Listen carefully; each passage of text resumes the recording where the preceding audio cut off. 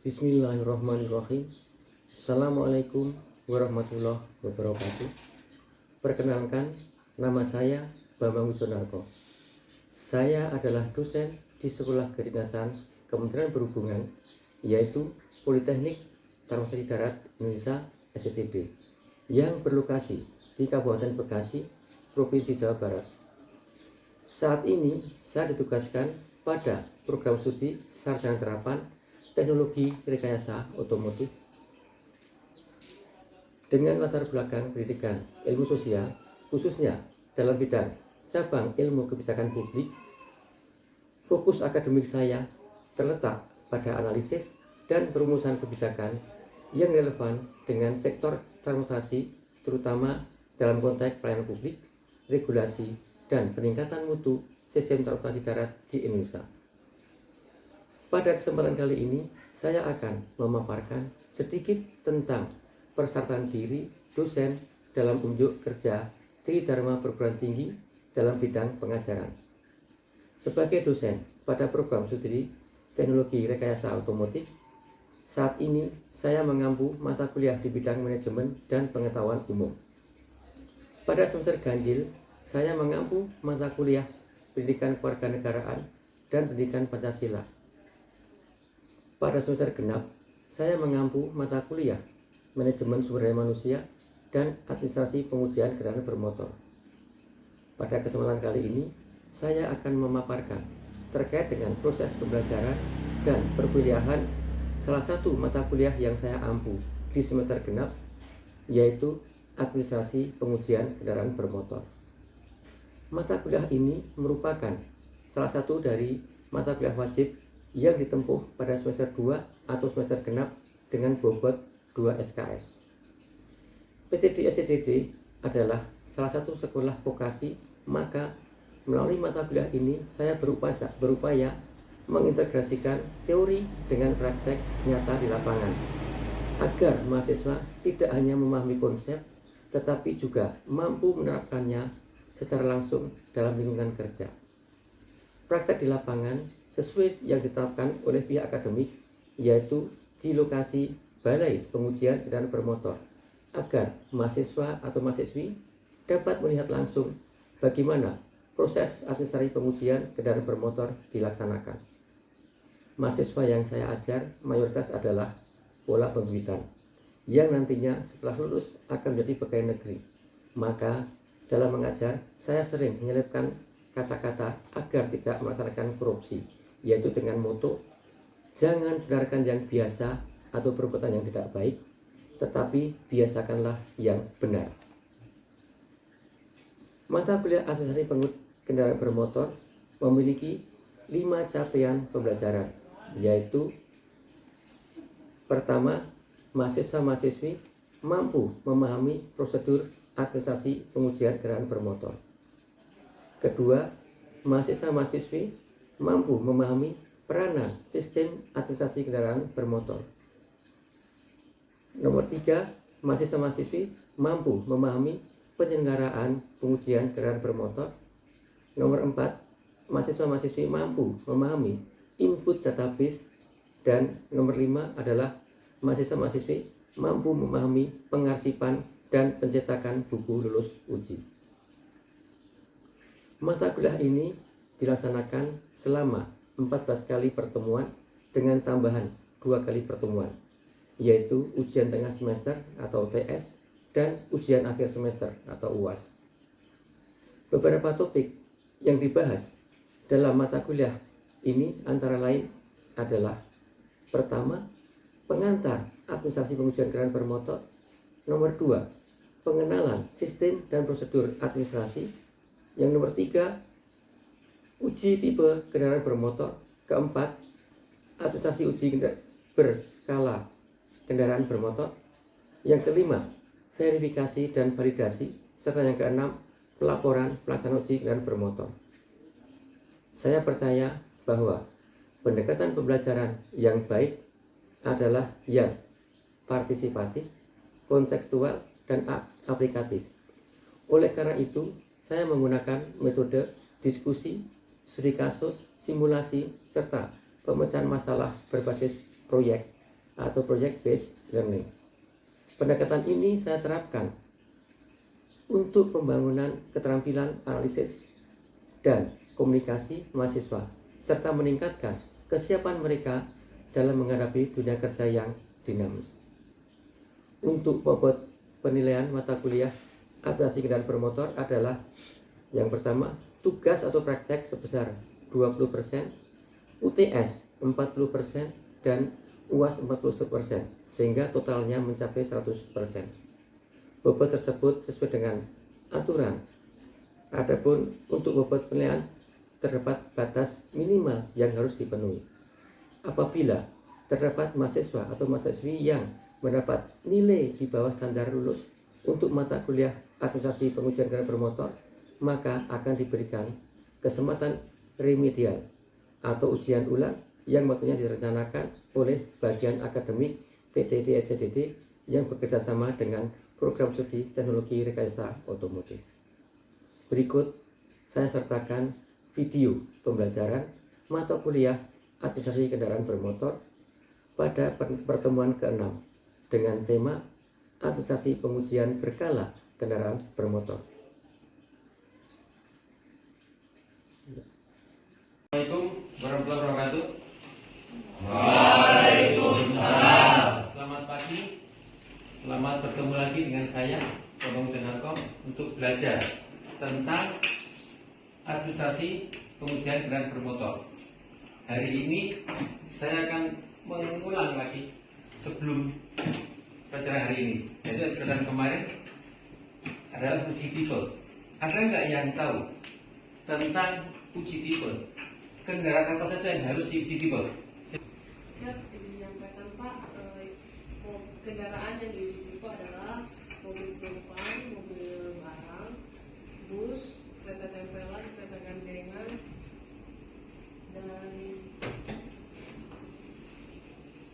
dan kendaraan khusus Pak. Uji tipe. Kendaraan Pak, fungsinya adalah saat kendaraan itu akan diimpor atau masuk ke dalam negara kita, itu dijamin secara standarnya Pak, apakah sudah layak sesuai dengan aturan yang telah ditentukan. Jadi sekali lagi saya menekankan bahwa kendaraan yang diuji tipe adalah semua kendaraan. Baik, untuk saat ini kita akan belajar tentang uji berkala. Ya. Nah, sekarang ada nggak kendaraan yang wajib uji berkala? Siap. Iya. Siap, izin menyampaikan Pak. Jadi kendaraan yang itu adalah mobil penumpang, mobil barang, bus, kereta tempelan, kereta gandengan, dan Uji berkala di sini. Sesuai dengan peraturan PM 19 tahun 2021 bahwa mobil penumpang umum, mobil bis, mobil barang, kereta gandengan, dan kereta tempelan yang dioperasikan terdiri dari satu, pendaftaran kendaraan wajib uji berkala, itu untuk uji pertama kali. Kemudian juga uji berkala pertama dan uji berkala berkelanjutan, berkepanjangan untuk masa depan. Jadi ada yang wajib didaftarkan dulu di uji berkala pertama, kemudian uji berkala berkelanjutan. Uji berkala itu berkala berkelanjutan. Di sini pertama adalah kita harus mendaftarkan kendaraan yang wajib uji berkala. Kemudian uji berkala berkepanjangan adalah yang berlaku. Masa berlakunya berapa? Uji lagi. Ini yang berikutnya adalah ada juga numpang uji. Dan tiga ini numpang uji itu apa?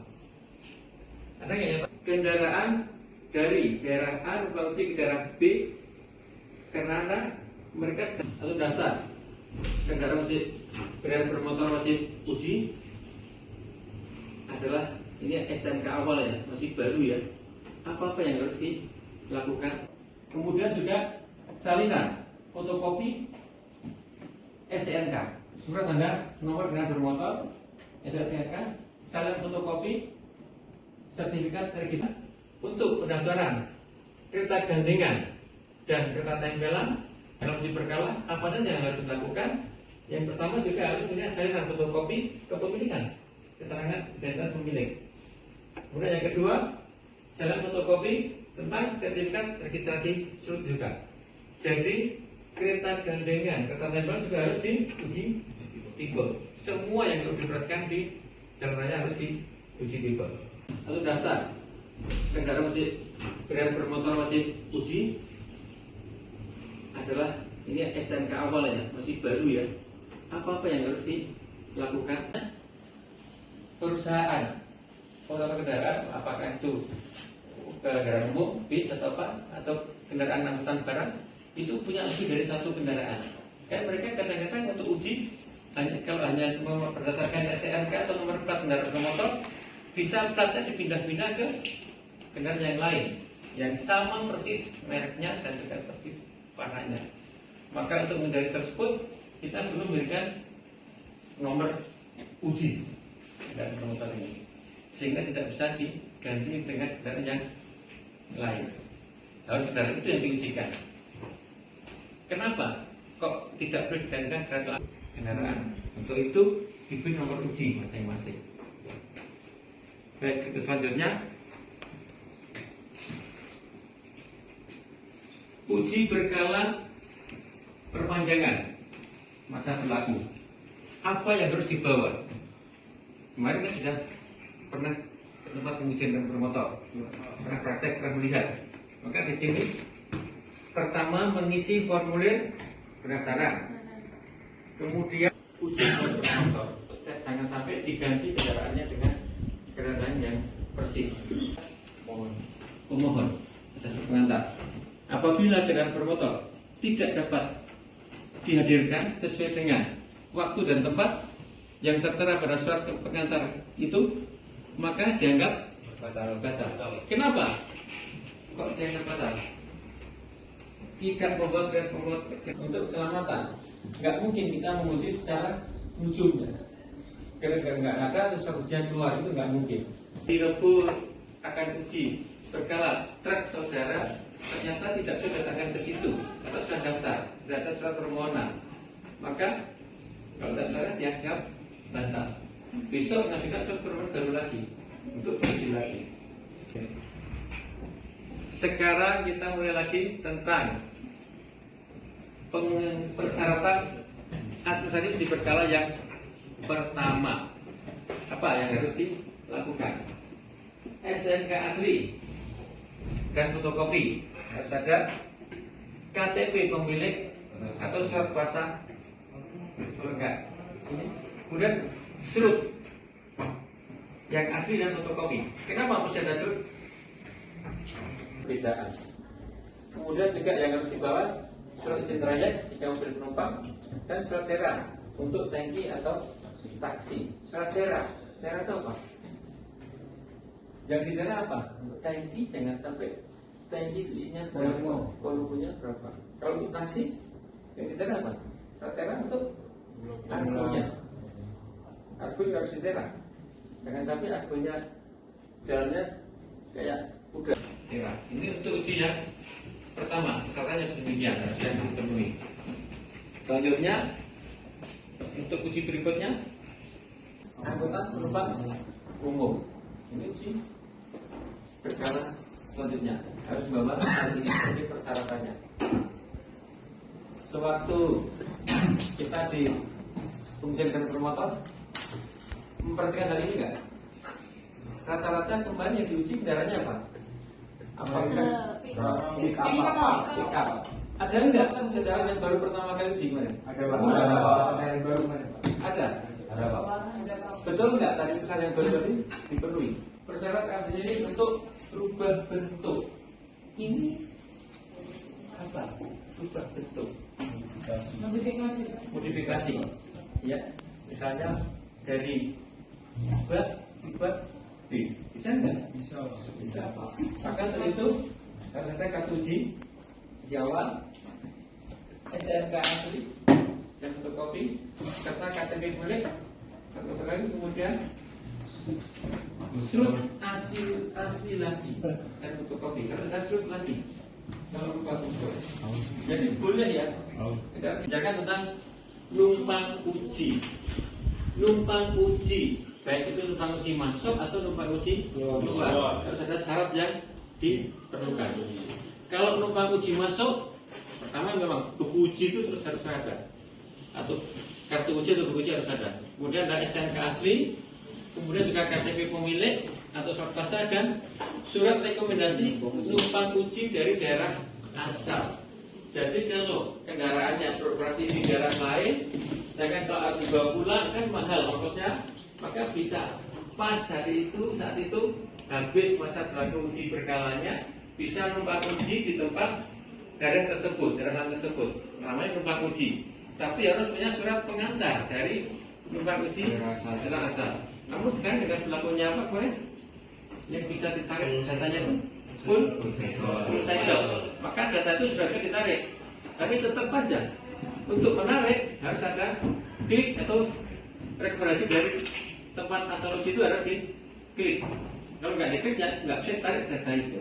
Jadi walaupun silakan kalau ada yang tanyakan tentang uji berkala. Ada nggak? Puasa. Ya. Ini untuk mutasi.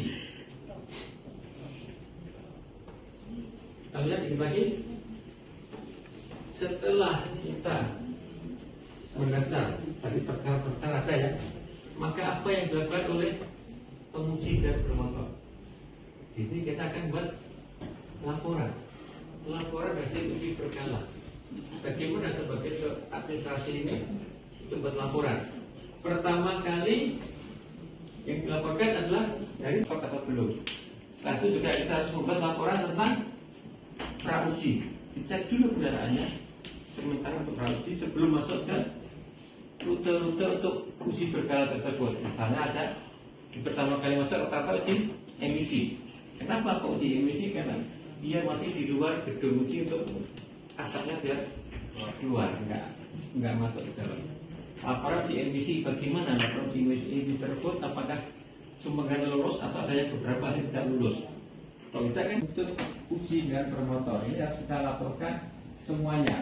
Laporan hasil uji berkala disesuaikan dengan urutan alur teknis uji berkala. Dan dalam setiap alur ini, misalnya di pendaftaran, ada yang harus tanda tangan yang bertanggung jawab. Siapa yang mendaftarkan pertama, siapa yang tanda tangan? Rata-rata itu adalah pembantu penguji ya, yang pertama. Kalau pra-uji juga harus ada tanda tangan sesuai dengan jenis kendaraan yang diuji dan sertifikasi pengujinya pun harus sesuai tingkat berapa yang dimiliki, harus bisa menguji kendaraan jenis apa. Kalau tidak sesuai ya kita bisa tuntut. Hati-hati untuk di sini ya. Selanjutnya untuk uji emisi itu juga demikian, harus diuji oleh penguji dan promotor yang bersertifikasi sesuai dengan kendaraan yang diuji. Uji emisi, uji bahaya pancar, uji rem, termasuk uji bawah kolong itu. Tingkatan pengujinya sesuai dengan dari diuji. Dan setiap alur ini harus ada orang yang bertangan mengesahkan hasil uji tersebut dan sesuai dengan sertifikasinya. Kalau tidak, kita bisa dituntut. Ya, itu tugas penguji. Nah, di sini akan menjadi pegawai negeri atau ASN, ini pembina semua kan? ASN, dan dalam hal uji dan promotor ini banyak sekali godaannya. Misalnya ada yang pengen ujinya lulus dikasih apa-apa di situ. Maka tolong yang biasa-biasa tidak bagus ini tolong dihilangkan, jangan dibenarkan. Mulai sekarang kita harus membiasakan diri, jangan membenarkan yang biasa. Yang biasa tidak bagus, tapi tolong dibalik, biasakan yang benar. Apabila itu yang biasa sudah dilakukan itu tidak bagus ya, tolak, jangan dilakukan. Tapi kan dibalik, biasakan kita melakukan yang benar. Kita sebagai ASN atau sebagai petugas penguji sudah dibayar, sudah akan macam-macam tunjangannya. Jangan sampai tergoda untuk hal-hal yang tersebut. Apabila memang kendaraan tersebut tidak lulus, ya jangan diluluskan. Ini menyangkut keselamatan, ya. Kalau kalian melakukan hal tersebut, maka itu tidak benar. Tolong ingat sekali lagi, jangan membenarkan yang biasa, yang tidak bagus, tapi dibalik, biasakan yang benar. Itu pesan dari saya untuk kalian semua yang akan jadi calon ASN ini. Uji baik itu mutasi uji untuk masuk atau mutasi keluar. Ada juga tadi jenis pelayanan mobil bermotor, tadi sudah jelaskan berbagai macam persyaratan sanksinya. Sekarang jenis pelayanan pengujian kendaraan bermotor itu ada pengujian berkala. Yang berkala itu untuk yang pertama maupun untuk yang lanjutan reguler. Yang berkala ataupun untuk yang reguler. Demikian deskripsi singkat diri saya, semoga dapat memberikan gambaran mengenai bidang pendidikan dan pengajaran yang saya lakukan di Politeknik Termasuk Darat Indonesia STTD, program studi teknologi rekayasa otomotif, khususnya dalam pelajaran administrasi pengujian kendaraan bermotor. Terima kasih. Saya Bambang Wisondarko undur diri. Wassalamualaikum warahmatullahi wabarakatuh.